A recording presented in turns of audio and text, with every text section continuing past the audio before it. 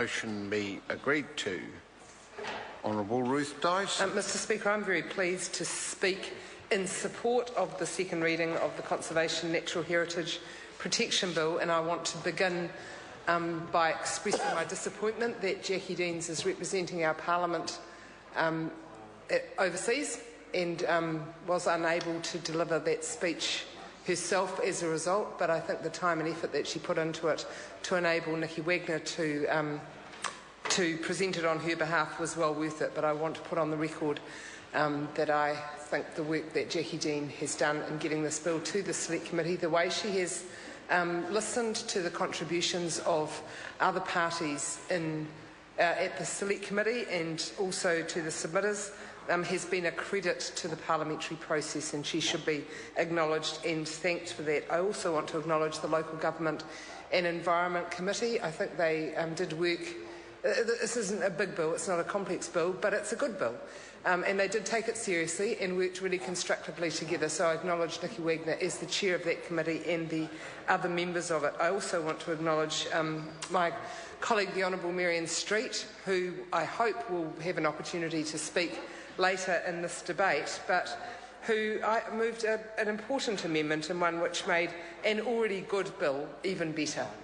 And that was in regard to the extension of the penalty regime to the marine mammals protection area. So that amendment was well worthwhile putting into it, and I'm pleased that it got the support of the committee, and hopefully it will of the House. It may well be that this is a bill that gets a total endorsement of Parliament, and that would be Phil Heatley's very envious of that.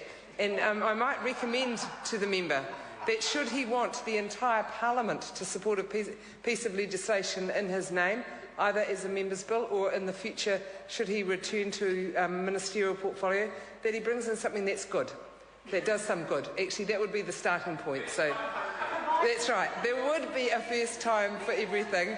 And also, if he could improve the standard of his morning teas that he contributes to the Local Government Environment Committee, and I'm sure that would get the unanimous agreement of the House. So back to this bill, Mr Speaker. As I said, it's not a big bill, it's not a complex bill, but it does increase the penalties for breaches of the Conservation Act, and it also ensures that there's a more consistent approach in the application of penalties, and for that reason alone I think it's good. It's been a while since this has updated.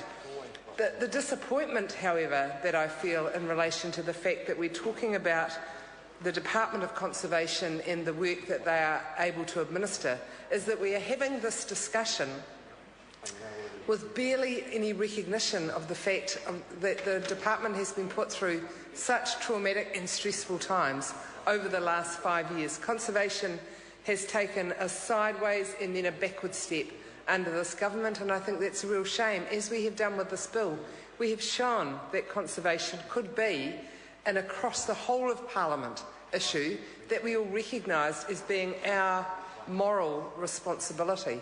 But instead what we've seen is significant slashing of the budget of the Department of Conservation. We've seen, as a result, massive losses of staff, and the staff that have been lost are often the people who do the frontline engagement with the communities in provincial areas.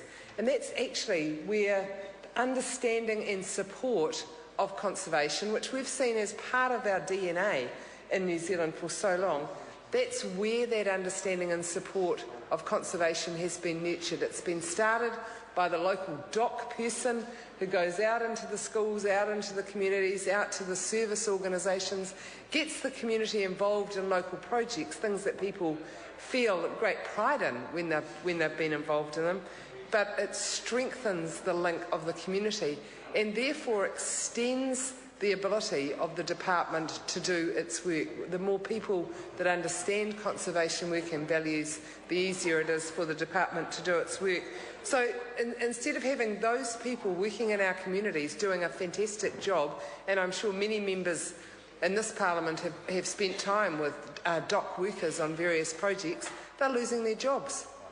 Huge staff cuts, which of course is not going to have any direct ramification for this legislation, until we get down to the actual enforcement officers. If they end up losing their job, then the whole purpose of this bill will be for naught. So, Mr. Speaker, I'm disappointed that the government has chosen to move the Department of Conservation sideways and then backwards in terms of its funding. We've had some significant pieces of work presented to Parliament, for example, from the Parliamentary Commissioner for the Environment, who highlighted the lack of ability of the Department of Conservation to do quite basic work, which is pest control. She talked about our forests being silent in the future if we don't up our game on pest control. And that should be a massive wake-up call for all New Zealanders. Every one of us in this House, I'm sure, knows and values the bird life in our forests, the native bird life. So if we don't start responding better to the threat of possums and stoats and rats, we'll end up with very little, if any at all, of that native bird life. That would be a loss not just to our generation but to future generations. It would be a loss to our tourism attraction. People come here because of our nature, because of our environment. They come here to hear our birds and enjoy our forests. So when the department that's charged with the responsibility of pest control isn't able to do its job, then you know that you are not funding that department adequately. The Department of Conservation in the most recent restructuring set up a business unit. I think they called it a partnership program or some such PR spin for what it really is. It's the begging bowl department. It's the group of people in the Department of Conservation who take round a begging bowl so that they can do their job. Well, I'm worried about this, not only in terms of how we fund core services that we want performed by departments, but I know what would happen to those programs should any of the sponsors or the donors pull out. And we had that not long ago with the smelter. The smelter said, well, we don't know if we will continue to fund the support for the kakapo. There is no other money available for that kakapo work. In the same way as the energy company that I remember the former Minister of Conservation talking about supporting the blue duck. We've got another company funding support for takahi. These are totally dependent on those companies continuing their sponsorship. So it is a begging bowl approach. It is not a government department that's strong and proud and able to perform its core functions within its own budget. There are very few of our threatened species that the department is now able to actively manage. Only 250 out of 2,700, so fewer than 10% of our threatened species are able to be under active management by the Department of Conservation. This will be a generation which will see the demise of threatened species because of underfunding, and that's something that this Parliament should take more seriously than it does. There is money to be found for lots of things. There's always more call on it, but actually the protection of our environment, our public estate, is something which shouldn't take a back seat. So, Mr. Speaker, I'm pleased to see the progress of this legislation. I just want to repeat and acknowledge the work that the Local Government and Environment Committee did with it. I think the amendments they have made were sensible. I hope that every party in Parliament is able to support it, and I hope that gives the Department of Conservation staff, particularly those who have over the last few weeks and months lost their jobs, I hope that gives them some flicker of hope for the future, that the conservation values which have for so long been supported by this Parliament, regardless of who is leading the government, are again restored.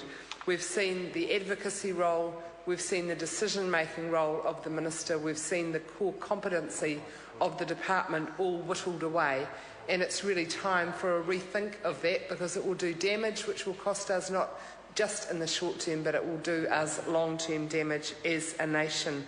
But this bill, the Conservation Natural Heritage Protection Bill, is a good bill, and I again commend Jackie Dean for her work on it and look forward to its further progress.